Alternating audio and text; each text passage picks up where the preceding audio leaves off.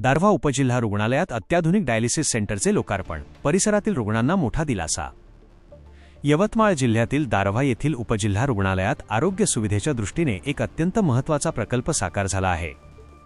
रुग्णालयात नव्याने उभारण्यात आलेल्या 8 सुसज्ज बेडच्या अत्याधुनिक डायलिसिस सेंटरचे लोकार्पण करून ते आता अधिकृतपणे रुग्णसेवेसाठी समर्पित करण्यात आले आहे।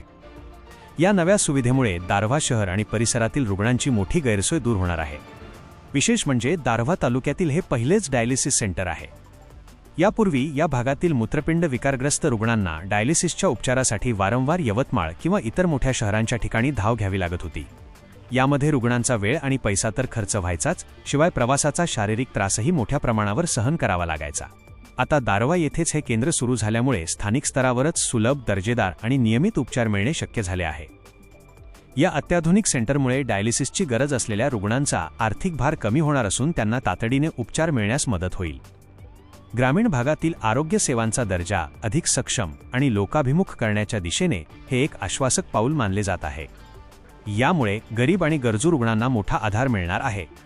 या लोकार्पण सोहळ्याप्रसंगी खासदार संजय देशमुख, अतिरिक्त जिल्हाधिकारी अनिल खंडागळे, नगराध्यक्ष सुनील चिरडे यांच्यासह आरोग्य विभागाचे वरिष्ठ अधिकारी, कर्मचारी, तज्ज्ञ डॉक्टर्स आणि परिसरातील नागरिक मोठ्या संख्येने उपस्थित होते।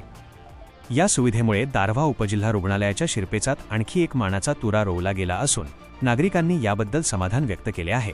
अशा नवनवीन बातम्यांसाठी चॅनलला सबस्क्राईब करा आणि पाहत रहा MH न्यूज मराठी।